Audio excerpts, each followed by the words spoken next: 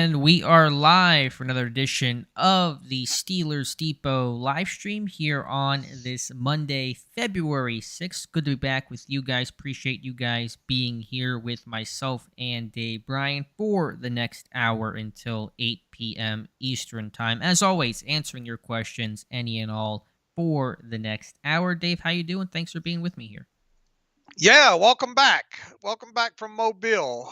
You guys had a bang up time down there and did a fantastic job. And I know you're still trying to catch up on some rest. So we are all appreciative of your time tonight. Yeah, thank you so much. Great week down in Mobile. Ton of fantastic Senior Bowl coverage by the entire Steelers Depot crew. And for the podcast, the rest of the week, as we mentioned on today's show, we'll have the Shrine Bowl crew on Wednesday and then the Senior Bowl group on Friday to get their thoughts, because we want to talk to the whole team about their thoughts down there. But the thoughts right now are on Brian Flores, who has officially been hired by the Minnesota Vikings to become their defensive coordinator. And so I'm sure there'll be questions and conversations about that in the chat. Reminder, you can send a super chat to Dave and I if you want a guarantee of your question being asked and answered. Also moving to the front of the line when you do that. No obligation to do so, but we appreciate any and all super chats. So audio sounds good, I'm sure. If there's an issue, then I'm sure the chat can let me know. But we will dive on in here with our first question and more of a comment here from Lumberzack94, who says, first off, awesome solo show last week, Dave. And so that was your solo cap episode, which you did a fantastic job covering. So kudos to you on that one. Yeah, thank you very much. Got a lot of great feedback from that. You know, as I mentioned at the top of that show, I was hoping to have, the plan was to have Buddy Joel Corey from CBS Sports on. Of course, he's a former agent, been on the show quite a few times, and we were going to probably talk about, I don't know, Alex Highsmith contract value and Cam Sutton and maybe what deals like them would look like. But he had something come up, and look, it's a rough kind of time of year for him, having to get stuff ready for the new league year and do the things that he has to write for CBS Sports. So I said, kind of last minute, well, not last minute, probably a couple hours ahead of time, I told my wife, I said, I'm going to try to tackle a solo podcast. So I created an outline, because Lord knows I can ramble and all like that. But I was happy the way there was a little bit of editing things that I had to edit out and stop and start and all like that. But I think I pieced it together okay, and it was an hour long, and the feedback's been phenomenal, and I certainly do appreciate that. And obviously, Alex goes down to Mobile every time this time of year. So I don't know, maybe I'll make that an annual thing now, to have an hour show at that time of year to kind of update where the Steelers are salary cap wise. Yeah, Mike Adesso says, when do tickets go on sale and tour dates announced for Dave Bryan Live, the salary cap show? He'll be front row for Miami, so I guess you're going down to South Beach, taking your talents there, Dave. No, don't have to worry about that. Look, I did that kind of out of necessity to provide some content, and obviously Alex was out of town, and I had Tom Mead on the show, and shout out to him for being on the Monday show. And the cap was something to talk about this time of year, and we do talk about it during the podcast quite a bit, but we don't spend a lot of terrible time on it. So I figured that would be a one-off situation there. A lot of work goes into me doing a solo show, so I'm not going to take that on the road. If you guys also could just like this live stream, Dave and I would really appreciate that, to get more visibility to the stream, get more people in the chat, just get more Steelers Nation in here. Would really appreciate if you hit that like button. But let's get to the actually, Lumberzack did have a question. Says, who does the intro music and voice for you guys for the intro of the podcast? I'm actually not sure who that individual is. Do you know who that person is? I would have to look back, to be honest with you. Apologies, I don't have that on the tip of my tongue. It was recorded, obviously several years ago. Somebody reached out and offered it up, and apologies that I don't have that at my fingertips. Mike Adesso saying, happy for Brian Flores. Good for him to get back in track, but I just don't get why he didn't wait till maybe next year for more head coaching gigs to possibly open up, or maybe not. Listen, he can become a head coach next year too. That could be the stepping stone senior assistant to DC. Does a good job in Minnesota. He will get looks again next year. So I don't think he had to stay in Pittsburgh to wait for head coaching opportunities next year. Yeah, look, I think you brought up a good point that you posted on Twitter there too, going back to the pivot interview that Mike Tomlin did, talking about the hiring of Flores and all. He says, look, and long story short, Tomlin didn't have to. It's not like they had to hire that position, but Mike Tomlin didn't want him out there just without a job at the time, and if you can bring somebody on like that with the knowledge that he has and provide him at least to keep him in the environment and in the circles.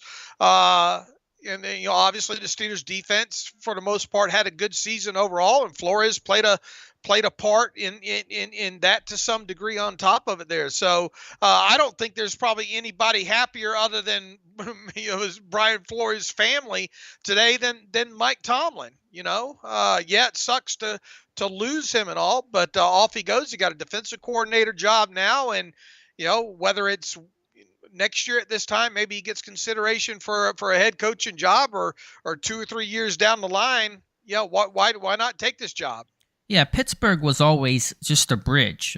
In the city of bridges, Flores' time in Pittsburgh was just that, a bridge. It was a short-term thing when no one else around the league was going to hire him. Mike Tomlin recognized that, initially talked to Flores as just kind of a friend as he kind of went through everything he went through after getting fired by the Dolphins and filing a lawsuit and dealing with a lot of things, in that realm. And then once Tomlin realized that Flores has kind of been blackballed by the league, want to give this guy a job, allow him to coach and be part of the NFL. I don't know if he's a DC for Minnesota this year if Tomlin does not give this guy a job in 2022. If he had sat out the entire year, you kind of get forgotten a little bit, and who knows what would have happened. So certainly appreciate that. And for Flores, I mean, I'm a little surprised he decided to take the job now and not wait to see what happened in Arizona, a finalist for the Arizona Cardinals head coaching job, but maybe just sensed that he was not going to be the guy there. And in Minnesota, he can run that defense. Kevin O'Connell, offensive-minded guy, former quarterback, and so he can really run that defense as he sees fit in Minnesota, which is a great opportunity. I would imagine the pay's a little bit better, too. I would imagine so. So a lot of reasons there. Also, for those anyone asking, I don't know if anyone has, but no compensation for Brian Flores going to Minnesota. So just want to make that crystal clear. Mutated Geno? I guess the big question now that everybody will have is will we see another senior defensive assistant or anything along those lines? And I don't think anybody really knows at this point. Once again, it feels like Tomlin created that position to accommodate Flores, and obviously Jerry O is, I guess, quote unquote, the inside linebackers coach. Isn't who's the outside or the assistant outside linebacker? Martin. Yeah, Denzel Martin. So I don't know if maybe there'll be who knows? Maybe there'll be an announcement that Denzel's now like officially the outside linebackers coach. Maybe they will look at somebody to come in and be a defensive assistant again. I don't know who that would be. I know, what did cross my mind is, Steve Wilks is still out there, but I think he's interviewing. I mean, there's not many open defensive coordinator jobs at this point. I think Wilks has an interview lined up for one of them. But, if you go back to when those ahead of the Steelers playing the Panthers earlier this season, right? There was some Wilks had some fine words about Mike Tomlin. And I don't know any maybe long-standing association between Tomlin and Wilks. I mean, was there much of a one with Flores before all this? No, there was none, I don't think. So I don't know, I'm just throwing this out there that, maybe if Steve Wilks doesn't wind up getting a defensive coordinator job, maybe Mike Tomlin reaches out to him, because obviously he has a defensive background. I think Wilks mostly throughout his career, though, was defensive backs. Right, which was a little redundant with Austin and Brown. But maybe, I mean, yeah, I think to your point, I don't know if they're going to hire somebody or not. They don't have to. But if it's more, I think it's more about if the right person comes along as opposed to filling a position and checking a box in that sense. Right. So like I said, I don't know if that's going to be the plan. I'm sure that's going to be the question everybody has on their mind right now. Is this a position with Flores leaving that needs to be replaced? I mean, we'll see. I mean, when did Tomlin add Flores officially? It was sometime About a year around ago. about this time last year, right? Like the 13th or 14th of February, around in there. Yeah, I forget when, but sometime in early February. So we'll see. It's possible. Not going to rule it out. Just depends on who that man might be. Mutated Genome says, Alex, did any Senior Bowl prospect that might be on the Steelers' radar wow you? I don't know if wow's the right word. I try to be a bit measured, and I don't know if there was one guy who just had an incredible week. I thought there were some impressive players down there. Derek Hall, the edge from Auburn. I thought the interior offensive line class might have been the strongest group down in Mobile. I see some of you guys, Ross Swisher and others, talk about John Michael Schmitz from Minnesota, who's a center that I think has the size and length and strength to play guard. And so that's a guy that, talking about day 2, 32, 49, would make a ton of sense for me. I thought he was consistently excellent throughout the week.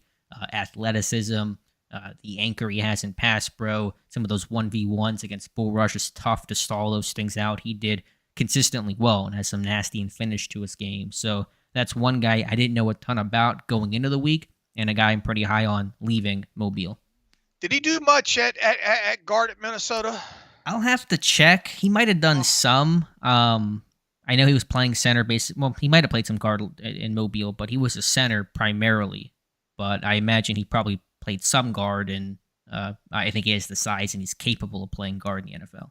All right, I'll have to research that while we're on here. Yeah, and then other guys, Jaden Reed, the receiver from Michigan State, Julius Brents, the corner from Kansas State, Dontavian Wicks, the receiver from Virginia, Aubrey Miller, off-ball linebacker from Jackson State, Sidney Brown, the safety / slot corner from Illinois. Some of those guys. I wouldn't say maybe none of those guys wowed me, but I thought all those guys had impressive weeks overall that are certainly on my radar now.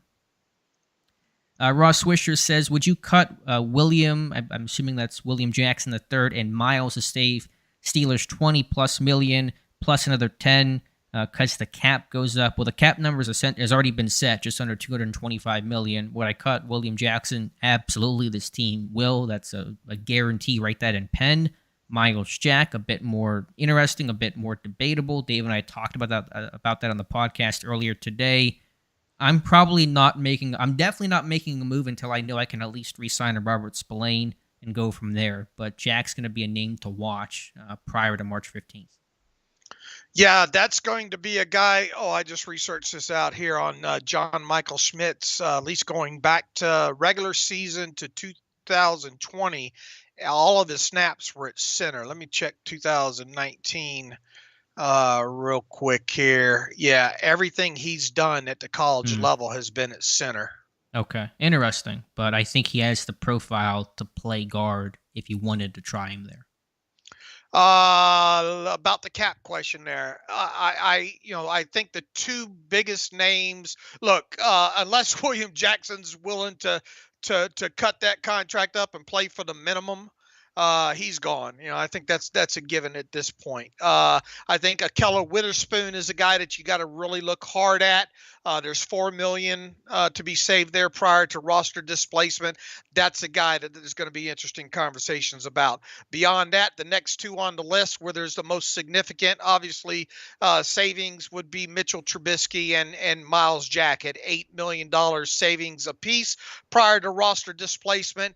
But once again, you had Art Rooney II come out just recently, and I think in an interview with Bob Pompiani, in so many words, I mean, I don't know if maybe they chopped that interview up. It didn't feel like they did, but the full context of that seemed to be that, Rooney was expecting Mitchell Trubisky to be on this roster in 2023. So now, then there's the whole comments going back to Mitch, I guess late in the season, talking about, man, he wishes he would have given it more thought. Not signed a dotted line so quick in free agency there though. But look, can he, would he force his way out of Pittsburgh? I suppose he could. The whole volunteers not hostages things and all like that. But he is scheduled to make $8 million. Can he, if he were to get outright released by the Steelers, could he go get $8 million somewhere else? Maybe on maybe signing bonus and base salary on another multi-year deal. Maybe that's possible, but I don't think any team's going to rush right out and say, Mitch, we want you to be our starting quarterback. Here's more than the $8 million you were going to make in 2023. So that being said, before Art Rooney talked to the media recently, I was of the opinion that there was a strong chance that Mitch might be out the door by March 15th. But now that, how many times is, when Art Rooney says something like that, man, usually it's good as gold. And I'm not saying that he can't change his mind or they have some discussions and whatever, but from where I sit now is totally different than where I was sitting 2.5 weeks ago before Rooney spoke. Now, Miles Jack, look at that inside linebacker room, right? Devin Bush, unrestricted free agent. Robert Spillane, unrestricted free agent. Marcus Allen. He didn't even play any snaps at inside linebacker in 2023. He's really a special teamer. He's an unrestricted free agent. Mark Robinson, obviously there's some upside there, but are you going to empty out that room that quick?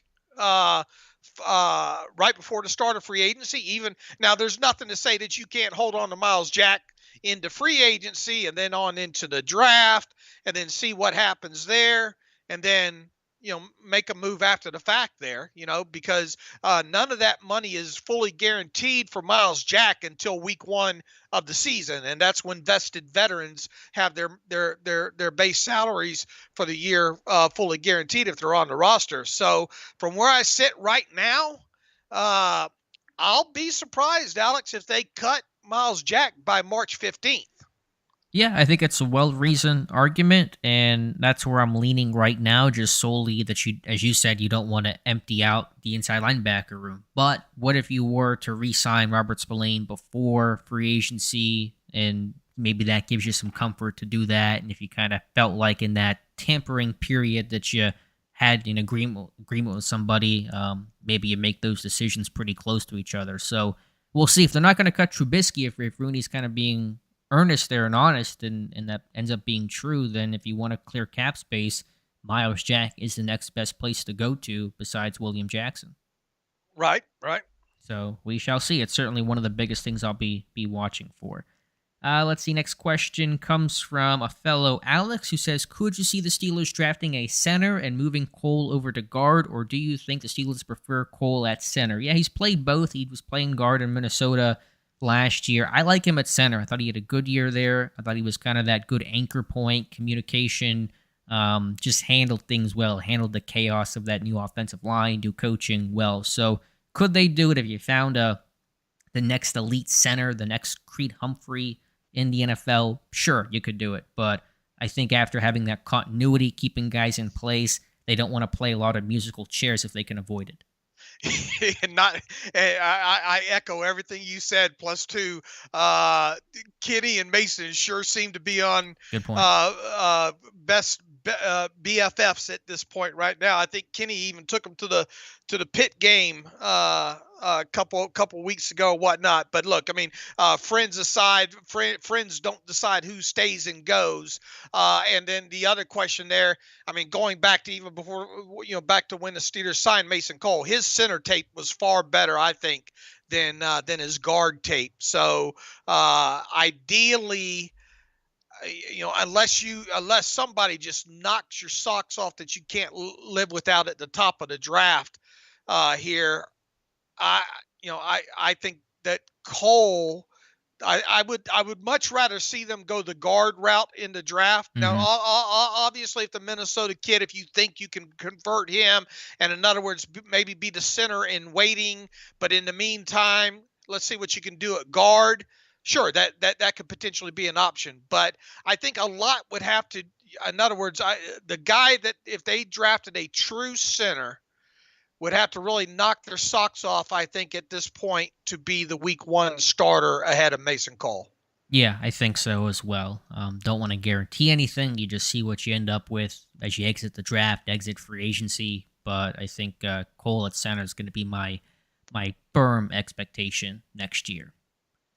Next question comes from, as I try to find it here, Dead Planet, who says, Alex, what's your thoughts on the Super Bowl matchup? Philly is good, no doubt, but I feel like they haven't really been tested. Certainly been an easier path to the Super Bowl for Philadelphia than Kansas City, facing Daniel Jones and then a lack of a quarterback in San Francisco.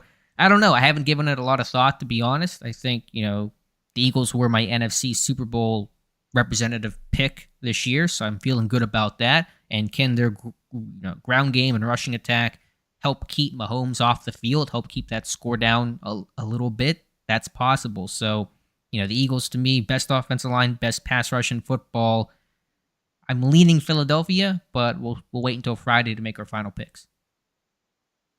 Dave, any thoughts on Super Bowl? Yeah, I've gone back and forth on this already like 6 times since the championship games ended, and I keep going back to that defensive adjusted net yards per passing attempt stat, and the Eagles were much better than KC during the regular season, and they're both in the trenches. They're strong on both sides of the football. Eagles might be I think are the healthier team of the two teams right now. So I still have time to change my mind about 6 more times, but I'm leaning Eagles right now. Okay, fair enough. And again, Friday we'll give our full official Super Bowl picks. Mr. ABS with a comment here. It would have been nice to keep Brian Flores and the possibility of a pick next year if he was hired as a head coach, but glad he is able to continue his pursuit of a head coach position. Again, his influence was much appreciated. So a good comment there from Mr. ABS. Brian, I think you had asked this before I said it, but I'll just reiterate. No draft picks for Flores being hired by Minnesota. Brian Tellini says, compared to other needs, where do you rank the need for a true number 1 cornerback? It's tough for me to rank those things. I don't often think about it in terms of rank. I just think about it in terms of need versus want versus what ultimately becomes available to you. I think it's certainly something I've talked about quite a bit. Is Cam Sutton truly a number 1 corner? I don't think he's quite there, but I still want to re-sign this guy. To me, I would categorize D-line as the biggest need for this team right now. I'm not sure what I would put as second place. Maybe inside linebacker, maybe left guard. But it's certainly something that if you have the opportunity, if a guy falls, you consider it. Here's the thing: they better address that position in this year's draft, and within their first 4 picks, I think. Yeah, and it's a good cornerback class. It's a really strong group of guys. Senior Bowl had some talent, and the underclass talent is really impressive this year with Christian Gonzalez and Joey Porter Jr., who, of course, will be linked to Pittsburgh and already has been linked to Pittsburgh quite a bit, and Devon Witherspoon, a senior, who was supposed to go to the Senior Bowl but did not. It's a really good year to look for a cornerback. Let's see. Jay says Wilkes is a favorite in San Francisco to be the DC to replace D'Amico Ryan, so we'll see if that happens. I got to think Wilkes goes somewhere to be a coordinator. If he doesn't, that's just a shame and a miss by the NFL. Grant, I already answered that question about the favorite prospects, and stay tuned for Friday's show, and we'll have the guys on to talk about their experience and thoughts in Mobile. Mike Adesso asking me about Grady Brown, if I could see him work. What do you think his future is with the Steelers or the league long term? Yeah, funny you mentioned that. I have an article about Grady Brown. Asked basically every defensive national team player in Mobile that I talked to about Grady Brown, and have some comments and some quotes on that for the morning. I think this guy will be a future DC somewhere. Probably not in Pittsburgh. Terrell Austin's still there, unless Austin retires or goes somewhere else or just gets fired. The Senior Bowl is kind of the coaching staff they put together down there, piecemealed. Guys from different teams are generally young guys that are considered up and comers in the NFL. Guys rising up the ranks, and for Brown to be DC of that game is a big nod to what the league thinks of Grady Brown. So I think that's a guy that has future DC potential. Yeah, agreed. Russ Obenstein says, Alex, who's your favorite cornerback? And both Alex and Dave, would you give Sutton 3-4 year, $9 million deal? I would. My favorite cornerback in the draft this year, I really don't know. I do like Witherspoon from Illinois, the physicality, but I'm still early to try to properly answer that. Sutton's going to command more than that. I think at least double digits. They've talked about 12, 14 million. So if you could get Sutton that cheap, definitely. But the price is probably going to go up. Yeah, look, I mean, starting corner in the league and the whole supply and demand thing and free agency, and you look at the list of cornerbacks who are set to be unrestricted free agents who played 75% or more of the defensive snaps last year. There's just a handful of them. So whatever order you want to put them in, I think the Buccaneers corner is going to be way up in that list and probably command the most attention there. But if you're putting together a list of three soon to be or scheduled to be unrestricted free agent cornerbacks who once again played 75% or more of the defensive snaps last year, Cam Sutton's got to be in that top three. Now, if you look at big picture list positionally, and once again, it goes back to the whole supply and demand thing and what he can get on the open market and how much of a friendly deal that he's willing to take. Man, he's got to at least come in the top 20 paid cornerbacks, I would think. I mean, and what does he suggest? What did Russ suggest as a $9 million per? $9 million per would put him. Oh, what would that be? Around 25th in the league, I guess. Something around there. I mean, you've got guys. DJ Reed with the Jets, 11 million. Ronald Darby with the Broncos, 10 million. Stephon Gilmore, 10 million. Kendall Fuller, 10 million. Darius Williams, 10 million. Just a tick ahead of those guys. You got Dante Jackson with the Panthers at 11.7. Adoree Jackson with the Giants at 13 million. So it feels like, I mean, heck yeah, if you could get him for 9 million, sign him up. I have a feeling that his market value is going to come in slightly higher than that, though. What did Charvarius Ward or the 49ers get last offseason? Do you know the number and where that ranks? Ward. It's higher. It's double digits, I think. Yeah, 13.5 million average yearly value for him. It's hard to see Sutton want less than that. I mean, and there you go. That puts him right in the wheelhouse that I've been talking about. And yeah, good point. Right there in the top 15. So I think top 20 highest paid cornerbacks feels almost like a given, and I think that 13.5 to 14 range, might about be the number. And once again, you look at the, I'll pull up the list here of soon to be free agents. Go ahead and talk us through here. Yeah, the next question was going to be about replacing a core four and saying that he's not a superstar, and I agree with that. He's not a superstar, but I don't think the offseason for Pittsburgh this year in terms of the O-line is going to be one of wholesale changes. They've kind of done that song and dance quite a bit the last 2 years, and so they want some more stability and kind of keeping the group intact because there's been so many shifts and changes and new coaches brought in, new players brought in, draft picks, and they just want a year where you can kind of carry the group over. They have not done that the last 2-3 seasons. All right, James Bradbury played 97.5% of the snaps for the Eagles during the regular season. He is 30 years of age, and his contract is going to void, so he will be an unrestricted free agent. Patrick Peterson, 33 years old. Still can play a little bit, but I mean, is he going to command big money at this point? He has a current APY of $4 million. Next one on the list, Eli Apple. There'll be a lot of talk about Eli Apple, both good and bad, right? 87.6% of the snaps last year. His average yearly value coming off this season is $3.5 million. So he'll be one that'll command attention. Bradbury will probably get some attention, and then really the next one I think on the list for unrestricted might that played a large amount of snaps might be Jamel Dean with the Buccaneers. Who's coming, I think, off of his rookie deal. So he will be in command there. So the list really thins out when you talk once again about players that played 75% of the snaps last year that are going to be unrestricted free agents. And Cam Sutton played 87.5% of the snaps, coming off of a deal with an average yearly value of $4.5 million. Yeah, and had his best season to date by far, and his price tag certainly went up. Russ Obenstein, as Tomlin says, we don't want hostages. Does Mitch fall under that now? I say yes. I think so. I don't think Trubisky wants to be a Steeler next year. Now, he's not in full control of that, obviously under contract, and Art Rooney's comments seem to heavily imply that Trubisky will be Kenny Pickett's backup. But if Trubisky could wave a magic wand, he would love to go play somewhere else. Probably at this point, yep.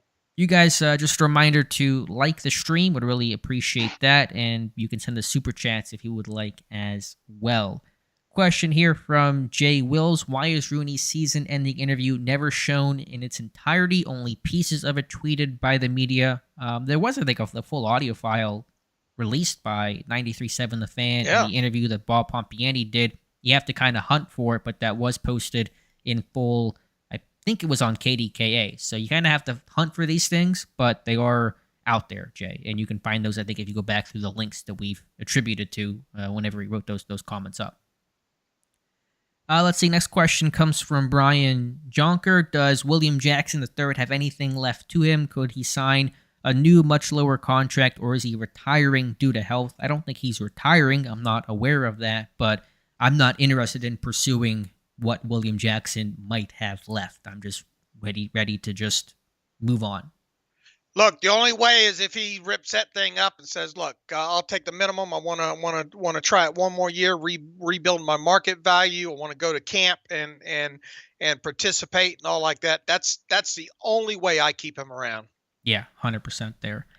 4TL Music Group, Alex, if we can't re-sign Larry O, would picking Ika and then Maisie Smith or Keanu Benton be sufficient for losing Larry O? There are some different positions and roles there, more nose tackle than maybe some of the 3 techs that Larry O was playing. Potentially, I don't have a great roadmap to it, but certainly if Ogunjobi goes somewhere else, you got to first and foremost replace his snaps, which is a fairly substantial amount. So they can't just have internal replacements and expect to adequately replace Larry Ogunjobi. Yeah, look, and Tyson Alualu obviously didn't play a ton last year, but I mean he obviously played more than he'd played the year before. You got to try to replace those snaps. I don't think all that needs to fall on Montravius Adams. Isaiah Loudermilk, what is he at this point? Chris Wormley, even if he, will he be ready by week 1 of the regular season? Odds are probably a no on that. And even if he is, do you want him? Is he a guy that you want playing 600 or 700 snaps during a regular season? And then the question that Alex and I are going to debate in good conversations we'll have all off season probably here is, what is DeMarvin Leal? What do they think of him, and do they envision him being one of those kind of bigger, bulkier defensive tackles? Can he hold the weight? Can he be that guy to play alongside Cameron Hayward in a lot of the fronts? Yeah, absolutely. So another question is coming from. Let me find it here. I want to because I've been asked this a couple times. I want to get your take here, Dave. Let's see, Mr. ABS, not having had the combine yet, what percentage would you lean the Steelers selecting a player outside of the Senior Bowl versus the talent that was there? We love seniors, but do our needs fall with underclassmen? Basically the question I was been asked a couple times over the last few days, Dave, is do you think the Steelers' first-round pick at number 17 played in Mobile, Alabama this week? And I know that you weren't there, but you watched all 22, you kind of followed along. Do you get the sense that any of the top names there are really truly in contention for Pittsburgh at 17? Well, I kind of asked you that question this morning, didn't I? Yeah, so I'm letting you answer it here. On the podcast there. The feel that I get, and obviously, look, I've still got a lot of catching up to do on a lot of these players, but the feel that I get is that their first pick this year will not come out of anybody that was in Mobile. Yeah, I'm with you. Could it happen? Sure, an Osiris Torrance, the guard from Florida, Darnell Wright, the tackle, potentially a guard from Tennessee. Feels like if you had to pick two guys, it would be one of those two guys, but the scope seems so narrow that I think it'll be somebody else. Let's see, Grant Humphrey says during his pre-draft process, Miles Jack's knee was described as a ticking time bomb. Is that something worth taking into consideration with him? It's a thought. I mean, I think it's more about just the here and now and what the medical experts are saying. The injury, he dealt through last year, the hamstring injury. I don't know if that's related to the knee or not, but I don't think it's not really a consideration for me in the here and now. That was kind of more of a pre-draft, long view, should you draft this guy kind of thing, as opposed to you already signed him. So it's more about what he's producing or what he's not doing for you right now.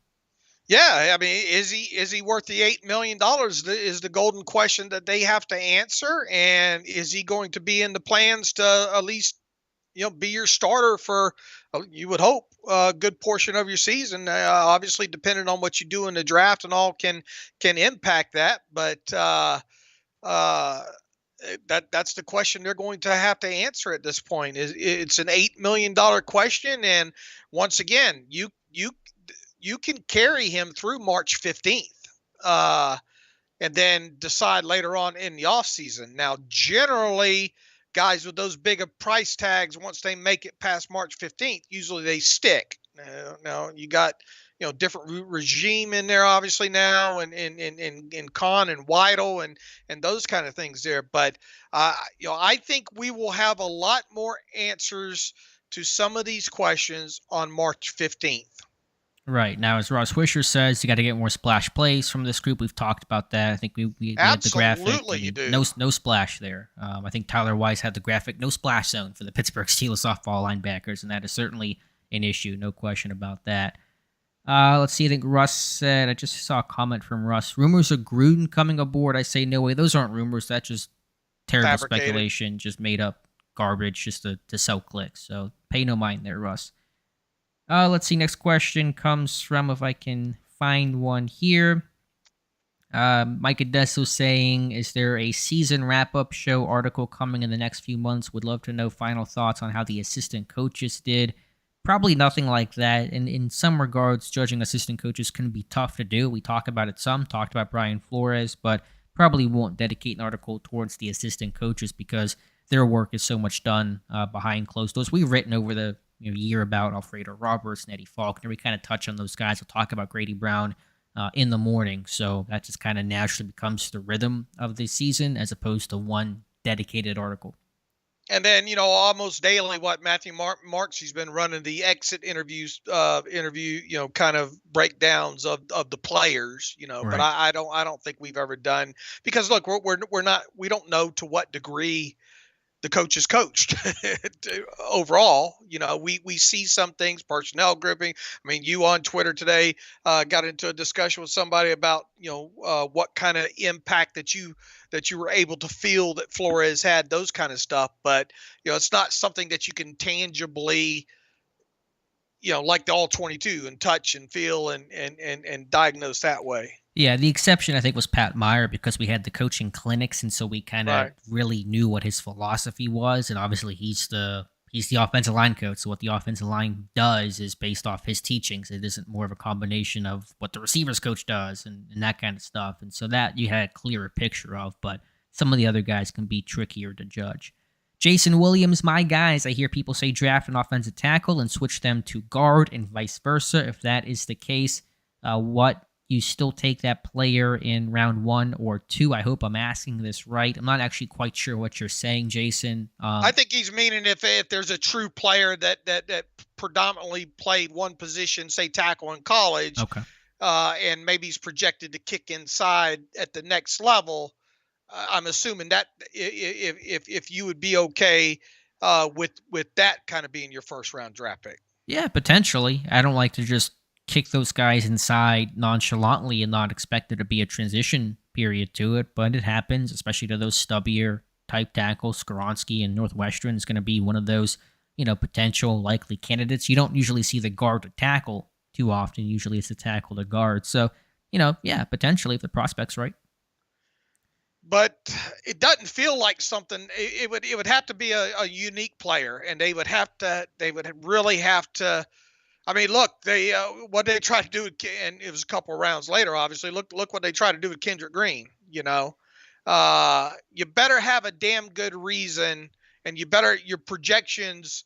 You better have good basis for your projections that, okay, well, this guy played predominantly at tackle. We want him to play guard for us. And let's say he played, I don't know, not even 9% of his snaps at that new position. Your valuation better be good. Sure. And for that guy to be a first round pick. Now, obviously, you have later round guys. Look, they had who was the kid today out of Oregon State that they were linked to? That's going to be more of a late round guy out of the NFL PA Bowl. This is a kid that predominantly played, I think, and he was a Hawaii transfer, I think, if I read correctly. Yep. He played tackle.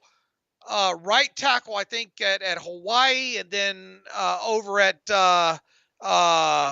Oregon State. Yeah, it's on screen. Brandon Kipper is his name. Right, but last season he played predominantly at right guard. So you've got tape on this kid, playing both tackle and guard on the right side, and a lot of it. Yeah. Now I think it's a good point. Typically, we don't see that in terms of the early round guys. You don't see Pittsburgh often drafting a tackle and bumping a guy inside, although they haven't drafted a lot of first-round tackles in general, so whatever that's worth. But again, it's case by case, depends on the player, depends on the tools and the traits that show you maybe this guy can play inside. Think about, Kipper, as you just mentioned. Nick Brocker from Ole Miss played left tackle his first 3 years, kicked inside the left guard this past season because of some size, length concerns there, and he probably will have a better fit and better chance to play at guard at the next level. So it's all case-by-case type stuff. Look, there's going to be a lot of, look, the Super Bowl hasn't even been played yet. Right. And it feels like it should have been like 3 weeks ago at this point. Mm-hmm. There are going to be a lot of discussions, not only by Alex and myself and people on the staff and all like that, but I mean, I'm talking globally about Skronsky and what he is. Because who's the Chargers tackle that was a bit undersized? Rashawn Slater. Yeah, Slater. And they said, that guy's going to have to kick inside. And but here he is, holding his own at tackle, so if there's going to be a lot of discussions related to Skronsky, I think, this offseason that were had with Slater a couple years ago. Yeah. Now, you've pointed out the differences between Slater and Skronsky: body type, athleticism, I think hand size. I think Slater has bigger hands. And so really it's a mixed bag. Sometimes those guys move inside and it works. Cody Whitehair is a good example of that. Sometimes they go inside. It doesn't work. Forrest Lamp, an example of that. Slater staying outside, undersized tackle. Kelvin Beachum, undersized guy that had success at tackle. So it really just feels like the rest of the draft where it's just a crapshoot in terms of will it work or will it not work. Now, look, another guy, that's going to get a lot of talk is that Cody Mock that we talked about this morning out of North Dakota State, and that's why the Senior Bowl is super important for a smaller kid school like that, especially one that played at tackle that several think are going to have to kick inside there. He looked very comfortable, man, and I know for sure that he played three positions in the Senior Bowl game, and they said he played 5. I haven't gone back and double checked that, but this is a guy that looks like he's going to be super, super comfortable being kicked inside. Yeah, he's got that Quinn Miners. But he's also not a first-round pick either, I don't think. Right. I think a day 2 guy, though, honestly. I think he has potential to be that. Give me 1 second. I got to restart the stream on my end. The stream is fine. I just need to pull it back up on my phone here. Yeah, I think with Mock, it's just a guy that seems comfortable on a football field. Just that, run blocking, aggressive mentality, demeanor, and again, his compete level to play those different spots. And I thought played pretty well was impressive to me. But let me having just one small issue. Just give me 1 second, and I will pull the stream back up on my end. That Bergeron's going to be another one. Yeah. some out of Syracuse that there's going to be some discussions on. Yeah, Matthew Bergeron had the family in attendance too, which is always nice when the family comes out and supports like that. I got the stream back up here. I lost some of the questions though in the chat, but let me go here. Brian Junker, which team does Edmonds best fit? Is Casey an upgrade for him? Who would be depth behind him? I don't know about other teams. What he is a fit? What isn't he? Where does he not fit? Well, he's a classic box strong safety. That's where I know that fit is at. Is he better than Casey? I would say no. Just Casey getting older, Edmonds younger, more established. I like Casey. He's a good sub package, dime type of guy. My priority would be on Edmonds over Casey, but if you lost Edmonds, then you certainly want to keep Casey around. Yeah, my hope is that maybe they're somehow be able to keep both. Sure. And I think Edmonds' value, best monetary value right now might be in Pittsburgh. We saw how free agency went for him last year. Does he really want to sit around out there another couple of months like he did a year ago, or and who knows? What we obviously don't follow every team deep down to find out their needs. I mean, might there look at the Vikings now, right? With Flores over there, might Flores suggest that the Vikings go after a guy like Edmonds? Yeah. So it's hard to really. I'll say I will leave it at this. I hope that the Steelers do everything within their power to re-sign both of those guys, but obviously, not break the bank. And luckily, the safety position, the box, the strong safety position is really kind of a depressed position in the NFL. So I think there's a decent chance that they can retain both of them. But if they don't, I would expect them to be able to retain at least one of them. Same here. 112 people in the chat. Appreciate all the support. One thing I should mention, I'll say it now, I'll have reminders out throughout the rest of the month until this event happens. The annual Walk the Mock draft, the live mock draft that we do, that's been a lot of fun. Have had great support for that in the past and a ton of interest. That's going to be a bit earlier this year. It's going to be February 26th, which I know is even before free agency. That's just the way the schedule fit. When's best the combine? Before that, it's right after that, I think. So it's even before the combine. So I know it's super early. It's a little bit different this year. Just 2 rounds. It's going to be Pittsburgh having that extra second round pick will make it more fun for us. That's just the way the schedule kind of had to be this year. Not my decision. But I will be running the Steelers for the Walk the Mock draft. I'll remind you guys again. I don't remember the exact time, probably in the evening, but February 26th is the date there. Got a comment here from Spice Creations who says, yes, happy for Coach Flores. We're happy for Brian Flores as well. Logan says, if the top corners and D-line are gone, do you suspect this new front office group would trade back? Wondering if there was previous data with Weidl doing that. It's hard to tell because Weidl was not in charge of trading up and trading down. He put together the draft board in Philadelphia the last 3 classes, but that was a Howie Roseman type call in terms of, are we moving up or are we moving down? So you really can't glean a lot there, but I would expect this team to have more flexibility just because Kevin Colbert was so inflexible, just rarely, if ever, traded down. So this team will likely, just by sheer inertia, I guess, be more likely, more open to trading down. Jason Williams says, hey, Alex, what movies have you actually watched that Dave recommended? Oh, man, you recommended so many. And I can't say I've watched too many of them. I'm trying to think about what you have recommended. I have, though. You'll be proud. I watched Bull Durham. I watched Bull Durham. Yeah, so there's one. I watched 2 movies this weekend, Dave. Now, they weren't recommendations by you, so I'm sorry for that. But I'm into the stuff that I do watch, the very little movies that I do watch, is like the sci-fi disaster type stuff. And so I watched Greenland from 2020, which is like an end-of-the-world type movie, which is pretty good overall. Not my favorite, but decent. And then I've actually seen this movie before, but I just kind of watched it because it's a fun movie. Live, Die, Repeat, Edge of Tomorrow with Tom Cruise in it, which is a great movie. It's a really good movie if you're into like sci-fi type stuff. It's kind of crazy, but it was a good movie. You need to load up then if you're into that. The old Escape from New York with Kurt Russell. Okay. Snake Plissken was his character. That's a cult classic. Escape from New York. How old is it? It's roughly old. Okay. Yeah. Well, I'll still give it a shot. 80s, I think. Okay, gotcha. Some time here, 10 more minutes left for questions. LL, so Steelers don't get a comp pick for Flores? No comp pick for Flores. Ross Swisher, generally I agree with the idea. Deep O-line, maybe not as strong a tackle, but interior O-line I think looks pretty strong this year. Mobile at least certainly seemed to indicate that.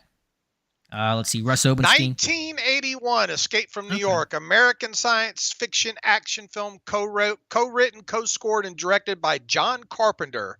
It stars Kurt Russell, Lee Van Cleef, Ernest Borgnine, Donald Pleasance, Isaac Hayes, Adrian Barbeau, and Harry Dean Stanton. I think that's an older one you would enjoy, Alex. Yeah, I think so. Is Isaac Hayes, is that the same Isaac Hayes who was Chef from South Park?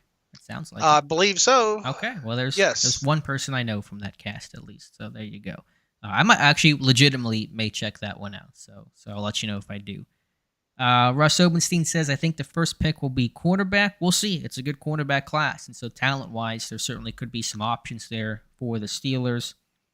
Bryan says, did the Steelers draft a running back in round 6 or 7 this year for depth? You can never rule it out. Day 3 is such a dart, though. You got a pair of 7th-round picks, but probably not. Please don't.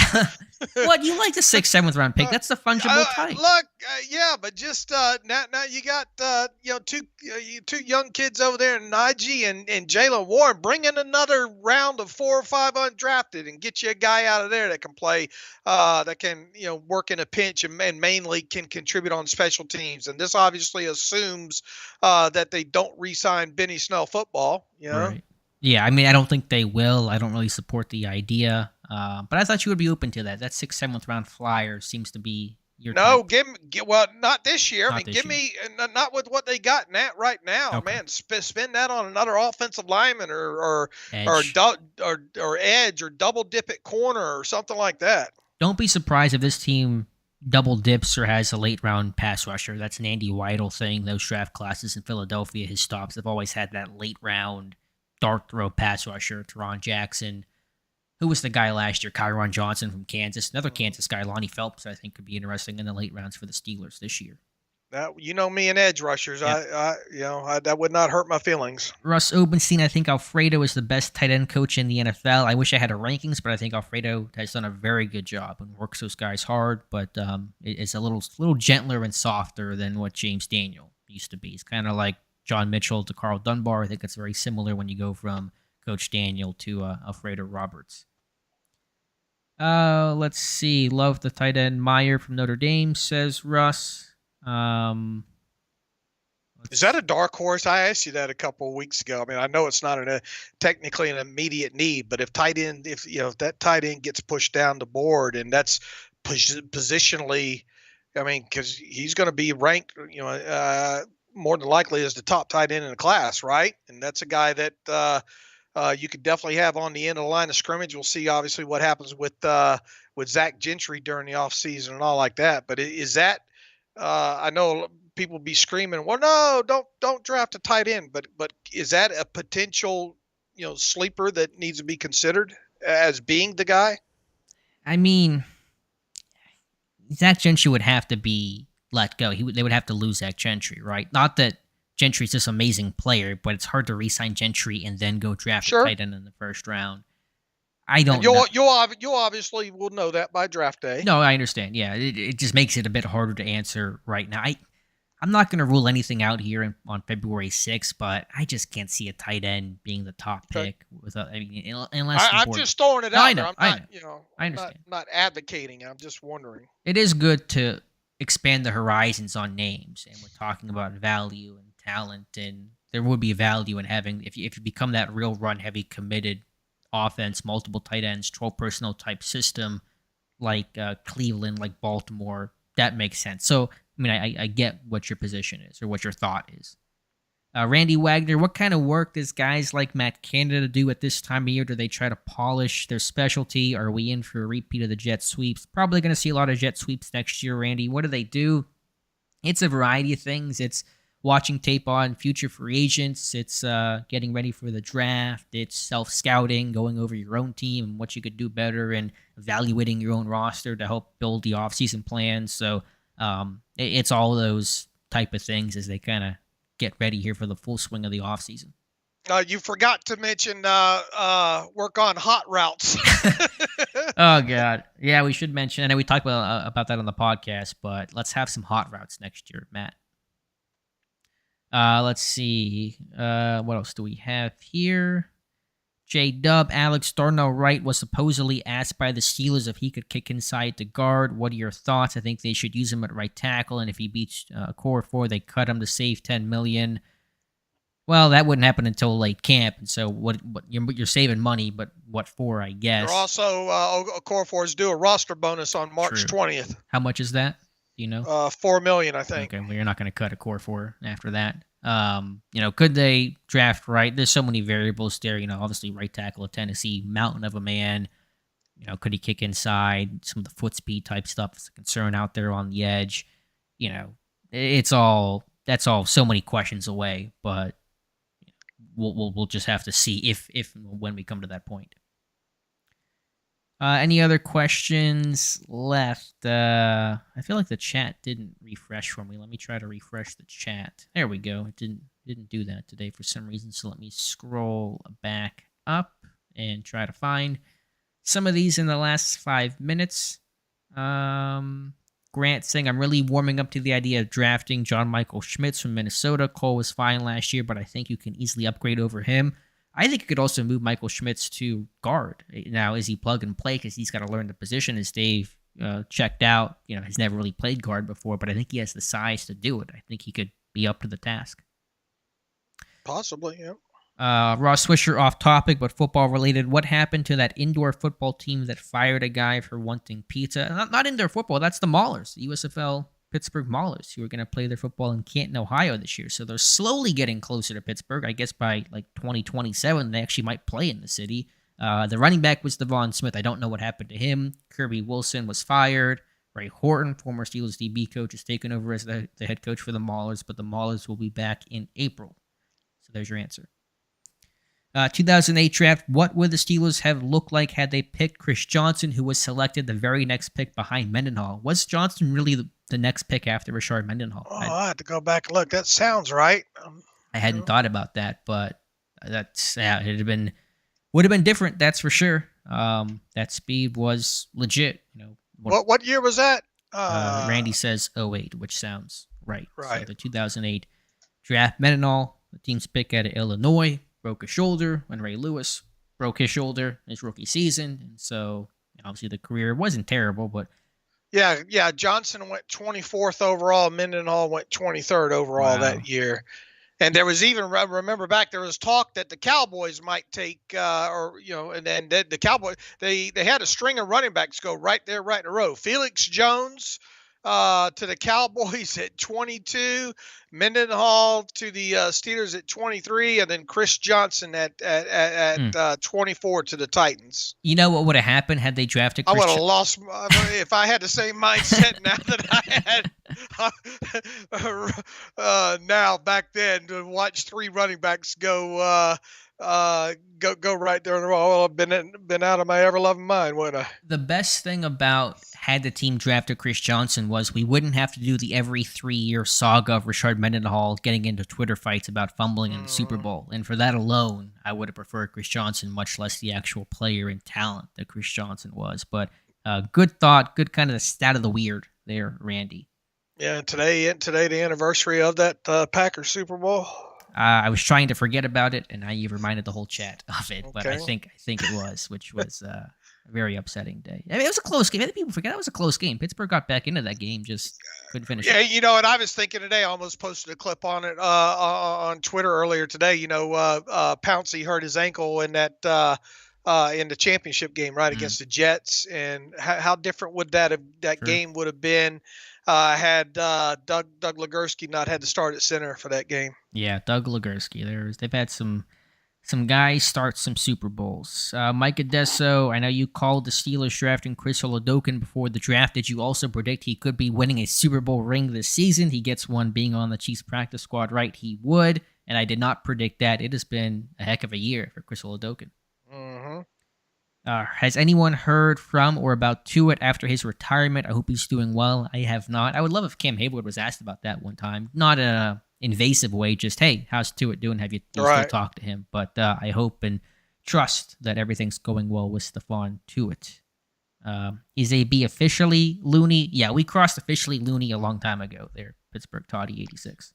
Yeah, we chose not to even write about that nonsense the other night there. Yeah, I know other sites did. I know it's a story. We saw it out there, but it's so baseless. So I think it's actually a pretty serious claim against James Harrison to accuse somebody of causing a life-damaging, ending, injury like that, like CTE. It just, to me, it didn't meet the standard. And plus, I mean, AB, he's mentally... It's a sad situation now, he's mentally unwell, and if I can avoid it, I don't want to talk and write about and get clicks off of someone who is mentally unwell. And so that's just kind of our Steelers Depot stance. But couple more questions here. Is Tyson Aluwale retiring? I assume so. I can't see him playing football next year in Pittsburgh or elsewhere, so I don't think he'll make a big show of it when he retires, but I imagine he will be retiring at some point here. I would too.